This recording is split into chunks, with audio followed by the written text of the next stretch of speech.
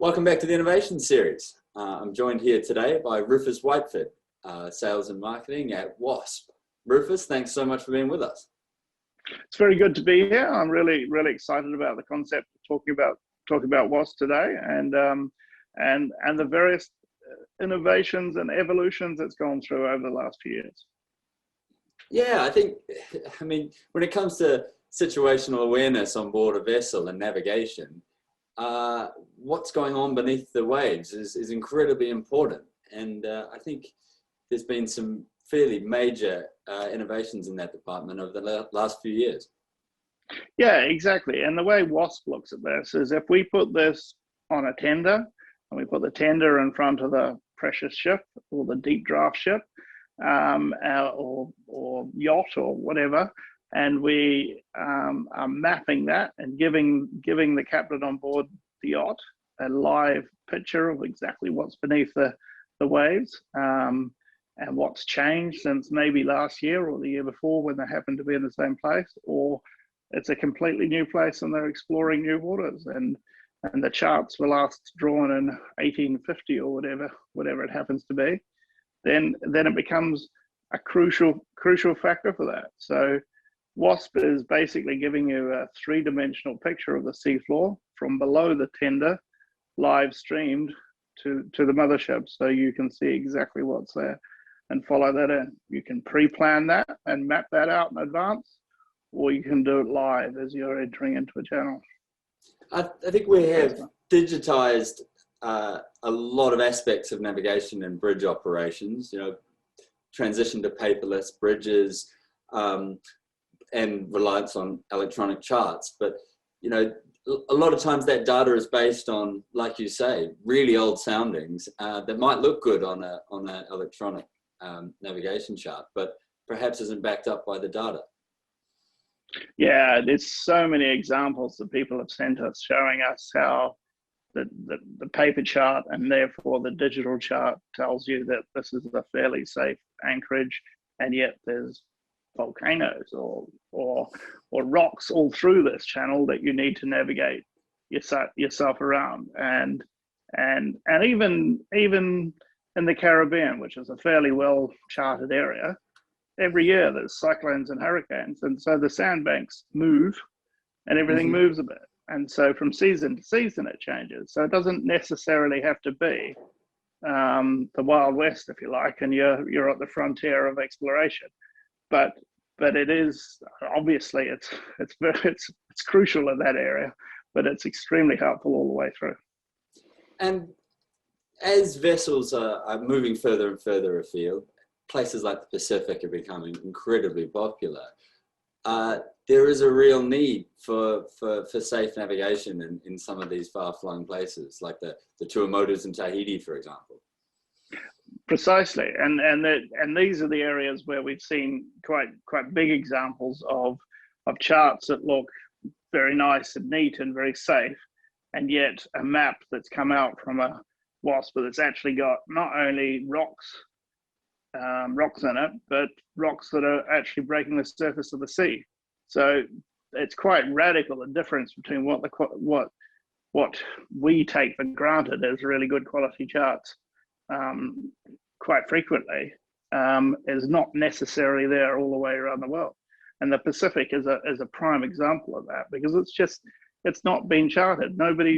Very few people go there, and if those that do go there are probably fishing and they know exactly what the backwaters are, and they know it in the back of their mind. They don't necessarily need a chart. And so now that we're going there with a bigger boat with a decent amount of draft, and the water's beautifully clear and you can see these, but you're not quite sure whether that's 20 meters down or 5 meters down what you can see on the sea floor. So it's really crucial to get that 3D mapping as cleanly and quickly as that, and the ability that WASSP offers, and bringing that technology to a way that's useful or capable to be put on a tender, and then have a nice simple Wi-Fi connection to the mothership, makes that a really powerful tool for navigating in these areas. And I guess with the increased connectivity more generally, the ability for all aspects of the vessel to speak to one another, this is another tool that kind of adds to your full awareness of what's going around the vessel. Precisely, and what's under the water is such a massive part of what you need to know as you're operating a vessel, whether you're taking guests on a fishing trip or a diving trip, or you've got a submarine on board the vessel. You can actually map the reef and the wreck where you may want to take the submarine, and you can see that in 3D and plan your route from the submarine to make sure everybody's that little bit safer for the whole time. Safety is the first thing that comes to mind for safe approaches to anchorages and navigation around things like coral reefs. But I guess there's a fun element as well to this, right? Like that engagement with knowing what's around you, I can imagine is really rewarding for the users. Oh, precisely. And to be able to see those 3D maps, we have a few vessels that are quite keen and have actually wired the live feed into the entertainment system, because maybe not for everybody, but for people like me, it's very, very interesting to see the structure of the seafloor, the wrecks, the reefs, to be able to see that live and to see that somewhere that maybe hasn't been seen by very many people ever before, and to be able to get to turn that into a 3D picture that gives you that capability. So even if you're not really diving, you still get a pretty good glance of what's there and what you're capable, what's underneath the vessel, what's underneath the waves, as you say, and to try and get that picture into something that's easy to see, rather than a flat drawn paper chart that's got these contour lines on that doesn't really give you that idea at all. And looking ahead, Rufus, I mean, where do you see the next steps for WASSP as far as innovation goes?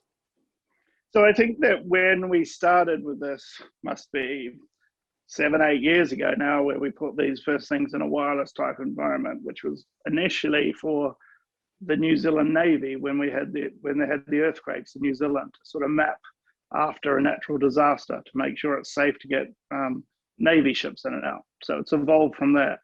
So now we've made it smaller and neater, and it's now much easier to install on board a tender.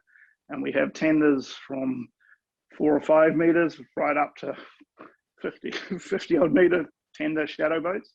And that sort of range gives us quite a lot of flexibility in how that's installed.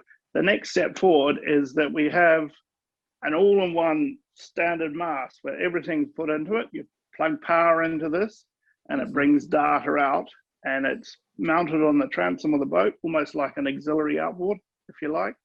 And that's got a tilt bracket and a rise fall bracket, so you can mount that very, very quickly on the back of a tender. So instead of it having to be something that's really advanced planned for and built into possibly when the boat's new build, we now have a very easy fixable device that allows you to make that decision quite late in the process, that this is what you need for that particular trip.